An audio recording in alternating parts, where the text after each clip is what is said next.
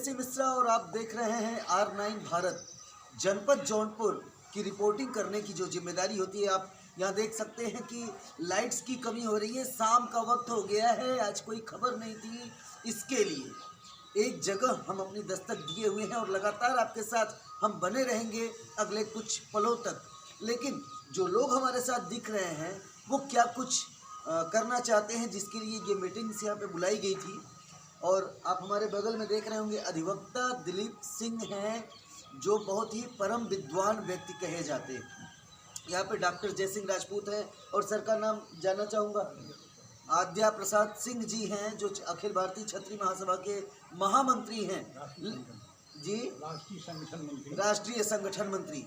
लेकिन ये लोग यहाँ पर क्यों आए हुए हैं, और दो सज्जन और भी दिख रहे हैं, बाकायदा उनसे हम परिचय जानना चाहेंगे। सर बताएं। केपी चौहान शिक्षक संघ का चेयरमैन। जी जी जी। और सर श्यामलाल सिंह राठौर जी, श्यामलाल सिंह राठौर कार्यकर्ता। जी जी जी। तो ये आप इन लोगों के द्वारा नाम भी सुन लिए, और बाकायदा सर एक और सज्जन हैं, आप बताएं सर। डॉक्टर घनश्याम सिंह जी, सिंधु परिषद विभाग उपाध्यक्ष। अच्छा अच्छा, डॉक्टर घनश्याम सिंह जी। तो हम अपनी जो शुरुआत है, बहस की शुरुआत है, बहस किस बात की, इस बात की कि ये मीटिंग का सिद्धांत क्या है, प्रिंसिपल क्या है, मोटो क्या है, वो समझाने की आपको बाखूबी कोशिश करेंगे।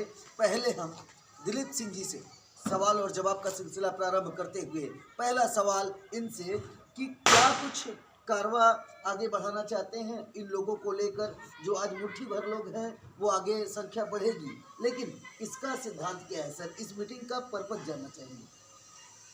जी, मैं डॉक्टर दिलीप कुमार सिंह जो है यहाँ जौनपुर लोक अदालत में, और इस जो है मीटिंग में मैं आज आमंत्रित हुआ हूँ, जिसमें तमाम उच्च पदाधिकारी हैं।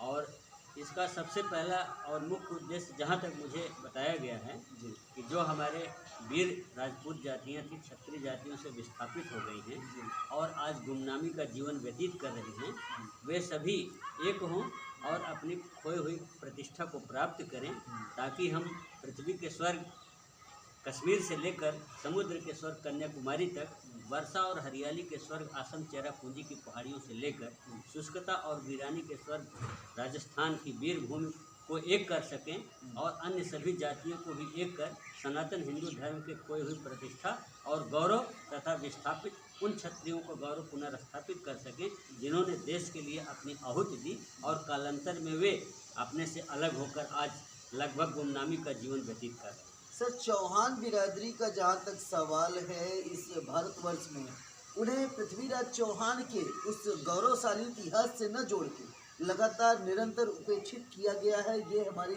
नाकामी, ये बहुत बड़ी भूल नहीं है। निश्चित रूप से आपने बहुत ही महत्वपूर्ण प्रश्न उठाया है, जबकि हमारे यहाँ जिन 36 राजवंशों का वर्णन दिया गया है, और कर्नल टॉड जैसे महान विदेशी विद्वान ने भी जिसकी भूमिका में बहुत कुछ लिखा है, तो उसमें मैं ये कह सकता हूँ कि चौहान भारत की सबसे शौर्यशाली, पराक्रमी और वीर जातियों में थी। और सम्राट पृथ्वीराज का चौहान का तो वर्णन इतिहास प्रसिद्ध है। यद्यप हमारे यहाँ कहा गया कि उन्होंने 16 बार मोहम्मद गोरी को हराया, लेकिन इतिहास अगर वामपंथी और जो भी इतिहास लिखा गया उसको बदल कर उनको भी माने, तो भी तराइन की भीषण लड़ाई में 1191 में उन्होंने गोरी की सेना को बुरी तरह नष्ट कर दिया था और उसको 12 सवारों के साथ जीवनदान दे दिया था। तो ऐसे में इस वीर क्षत्रिय जाति का जो है, क्षत्रिय जाति में आना बहुत आवश्यक है, और पृथ्वीराज को निश्चित रूप से कम करके आंका गया है, जो इस महान वीर सम्राट के साथ बहुत बड़ा है। आपसे आद्या प्रसाद सिंह जी से मैं चाहूँगा, मैं उनके पास आ रहा हूँ, बाकायदा कवर करिएगा।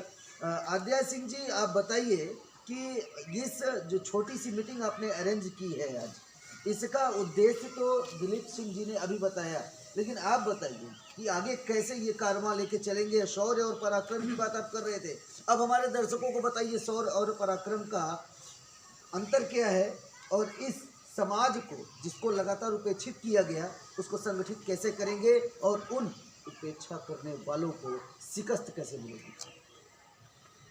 जिस इतिहास का हमारे वीर महापुरुषों ने अपने रुधिरभल्य अनियों से निकले रुधिर सी धरती की छाती पर किया था, उसकी लेखन लेखनी से करने वाले लेखक विदेशी लेखकारों ने उस इतिहास पर मिथ्या तथ्यांकनों का राग आरोपित कर हमारे कितने ही पराक्रमी सूरवीरों के शौर्य पर कलंकित कर दिया, दोषारोपण कर दिया। औरंगजेब काल में जो हमारे पृथ्वीराज चौहान की सेनाओं में परमार, सोलंकी, तमाम प्रकार की क्षत्रिय राजपूत सेनाएं थी, वो जो दमित हुई, भाग करके उनको इतना कष्ट दिया गया कि वो कमज़ोर पड़ गई। और इस देश की एक बहुत पुरानी आदत सी बन गई है, जो वीर पराजित हो जाते हैं उनका इतिहास गंदा कर देते हैं लेखक लोग। जैसे रावण महान ब्राह्मण सम्राट था, उसने बहुत अच्छा विद्वान था, ये सारी बातें हम जानते हैं, लेकिन पराजित होने के बाद उसे राक्षस बना दिया गया। क्यों? पराजित होने के पहले वो राक्षस जाति का नहीं था? नहीं, राक्षस जाति का नहीं था, वो ब्राह्मण था, वो विद्वान ब्राह्मण था, ऐसा उल्लेख आया है। दुर्योधन सगा भाई था, पांडव उसके चचेरे भाई थे, ये दुनिया जानती है, लेकिन पराजित हो गया, उसे भी राक्षस कहा गया, तमाम बातें। जबकि महाभारत युद्ध में गीता का प्रथम श्लोक है कि राक्षस तो वो अपने कर्मों से हुआ था सर। कर्मों से हुआ था, जी।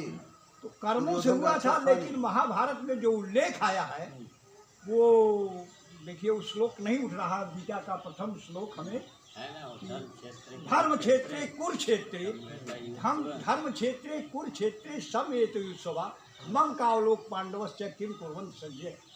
माने धर्म क्षेत्र कुरुक्षेत्र में हमारे और पांडवों की दोनों संतानें समान रूप से समान वेत उपस्थित हुए हैं, वो क्या कर रहे हैं संजय बताओ। इसका वहाँ उल्लेख नहीं है, कौन अन्यायी था, कौन गलत कर रहा है, कौन सही कर रहा है। अगर उन्होंने लाह के घर में फूंका था, उन्हें भी युद्ध के मैदान में द्रोणाचार्य कैसे मारे गए, भीष्म पितामह कैसे मारे गए, कर्ण कैसे मारे गए। जब एक राजा से लड़ता है तो न्याय अन्याय नहीं देखी जाती, जय और पराजय देखी जाती है। और जय और कितना सुंदर रूप है तेरा, साथ है ठंडी छाया बाकी दुनिया धूप है। यहाँ तक क्षत्रिय व्यवस्था के अंतर्गत आज विश्व की व्यवस्थाओं को हम चैलेंज करते हैं। वो विश्व की व्यवस्था मानव मात्र की रक्षा सुरक्षा करने में असफल है, लेकिन हमारी क्षत्रिय व्यवस्था के अंदर, उसके संविधान के अंदर जो बातें थी, हम जीव मात्र की रक्षा सुरक्षा जो किए हैं, न भूतो न भविष्यतो, न भूतकाल में कोई कर सका है, न भविष्य में कोई कर पाएगा। उदाहरण के लिए आप दिलीप पर से गौ सेवा देख लीजिए। गौ की रक्षा के लिए दिलीप जी ने जब प्रश्न किया, उन्होंने तो दिलीप जी ने कहा कि गौ को मत खाओ, अगर तुम्हें बहुत भूख लगी है तो मैं क्षत्रिय हूँ, इसकी रिस्पॉन्सिबिलिटी, इसकी जिम्मेदारी मेरे ऊपर दी गई है, इसलिए तुम मुझे खा लो, इसे छोड़ दो। निषेध अनुयायी वर्ग, मेरे अनुयायी वर्गों को भी मत खाओ, मुझे खा लो। तो उसने कहा था, एकाधपत्रम जगदम प्रभुत्तम नवम मिदम कांति वपुस्तरीय अल्पस्य हेतु बहुकाम विच्छित विचार मूढ़ो प्रतिभा समेतो।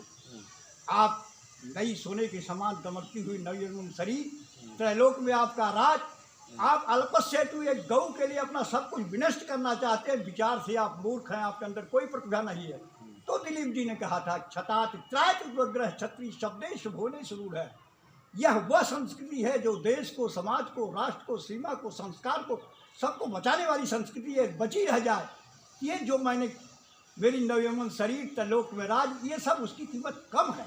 उस महान संस्कृति के लिए हम काम करने वाले लोग आज 40 वर्षों से भटक रहे हैं। इसमें असत्य का पर्दाफाश करने के लिए मैं सत्य को लेकर चलना चाहता हूँ। बाहर आओ लक्ष्मण सिंह डूंगरपुर, जबकि अखिल भारतीय क्षत्रिय महासभा के अकेले अध्यक्ष थे, उसके बाद राजर्षि कुंवर श्रीपाल सिंह उपाध्यक्ष थे। उस समय 3 प्रस्ताव पारित हुए। एक बिछड़े बंधुओं का परिवर्तन, जो हमारे बिछड़े बंधु हैं, जो औरंगजेब काल में दमित और पराजित कर दिए गए हैं, उन्हें हम अपने गले से लगाएं, मुख्य धारा में समाहित करें। और दूसरा, पंचायत राज का गठन करें। तीसरा, वंशानुगम प्राइवेट लिमिटेड फर्म की स्थापना करें। इन तीनों बिंदुओं पर अखिल भारतीय क्षत्रिय महासभा असफल है। इसलिए मैं चैलेंज करना चाहता हूँ, इस छोटे संगठन जो सत्य संगठन है, इसको ले चल करके मैं वहाँ सत्यों को पराजित करना चाहता हूँ। भारत में पुनः क्षत्रिय व्यवस्था, क्षत्रिय संस्कार, क्षत्रिय सभ्यता, क्षत्रियों का देश है। सारी चीज़ें काम करके जनता जनार्दन पिछड़े अगड़े जात बिरादरी से ऊपर उठ करके इस देश समाज की सेवा करना चाहते हैं और निश्चय ही हम अपने मिशन में सफल होंगे। हमारे साथ बहुत से विद्वान लोग अब जुड़ रहे हैं, बहुत अच्छे अच्छे लोग जुड़ रहे हैं। जी धन्यवाद धन्यवाद। धन्यवाद। आप सभी लोग आप कुछ अपनी तरफ से कहना चाहेंगे सर? मैं यही कहना चाहता हूँ, सर। जो माननीय अद्या प्रताप सिंह जी अखिल भारतीय क्षत्रिय महासभा के उपाध्यक्ष हैं, जो मिशन इन्होंने कायम किया है और उस मिशन को कामयाबी करने के लिए हम लोग उनके साथ जुड़े हैं। जो हमारे चौहान बंधु कुछ अपशब्द प्रयोग करते हैं समाज में हमारे, ये कहते हैं कि चौहान हमारे विस्थापित राजपूत हैं, हम उनको स्थापित राजपूतों में मिलाना चाहते हैं। इसलिए हम इनके साथ कंधा से कंधा मिला करके इस समाज की, देश की सेवा करना चाहते हैं, जिससे हमारा और हमारे क्षत्रिय बंधुओं का, सभी जातियों का, सभी देशवासियों का विकास हो। इतना कहते हुए मैं अपने वाणी विराम देता हूं। थोड़ा सा सुनिए। जी हम थोड़ा सा भूल गए थे। जी।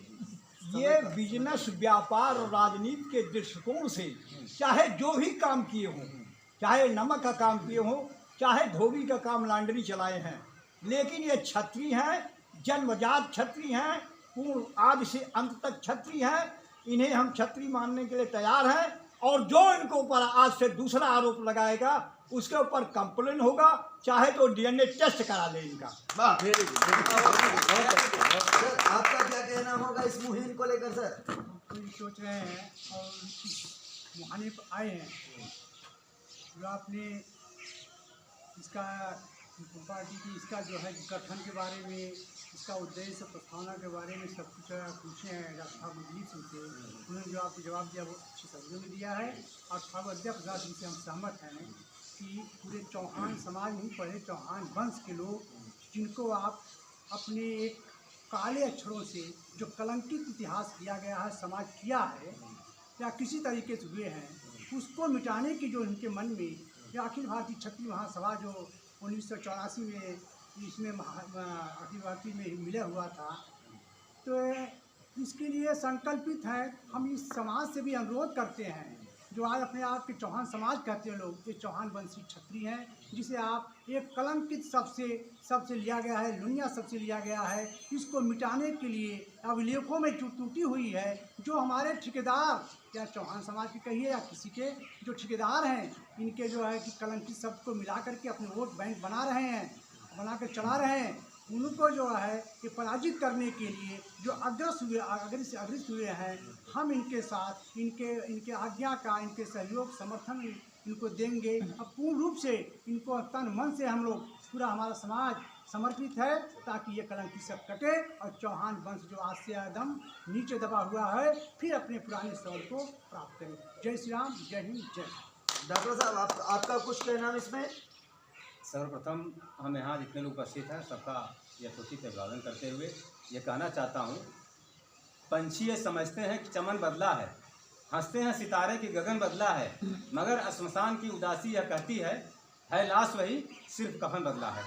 तो साथियों, आज भले ही जो है कि चौहान समाज को उपेक्षित नज़रों से देखा जा रहा है, लेकिन ये राजपूत हैं, क्षत्रिय हैं, और ये पृथ्वीराज चौहान जो थे उनको कहा जाता था क्षत्रिय कुलभूषण। तो उसी क्षत्रिय कुलभूषण पृथ्वीराज चौहान के हम लोग वंशज हैं। आज जिन्हें उपेक्षा की नज़रों से देखा जा रहा था, आज उनको मिलाने के लिए, उनको सम्मान, उनका खोया हुआ सम्मान वापस दिलाने के लिए हमारे साथ अखिल भारतीय क्षत्रिय महासभा के संगठन मंत्री ठाकुर अद्या प्रसाद सिंह जी हैं, ठाकुर दिलीप सिंह जी भी हैं, और लोग भी साथ दे रहे हैं। आज उस चीज़ को हम फिर से अपना मान सम्मान खोया हुआ चाह रहे हैं, उसके लिए हम लोग कार्यरत हैं।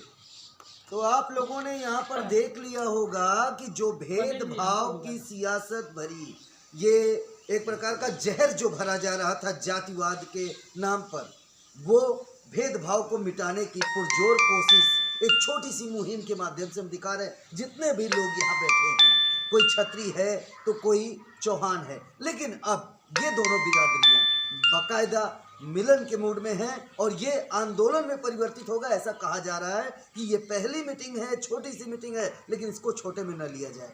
कैमरामैन अनिल भालिया के साथ R9 भारत, जौनपुर के सी मिश्र। थोड़ा वो देवा हो जाता। 1 सेकंड उनका भी। 15 मिनट से ज़्यादा की बाइक सुना। 1 मिनट ज़्यादा नहीं, अब वो थोड़ा। चैनल को हम भेज रहे हैं। अच्छा चलो, नाम आपका दे दिया जाएगा। नाम नीचे दे दिया जाएगा। चेहरा नहीं, दिखा बात नहीं, है, चेहरा दिखा है। नाम की बात नहीं।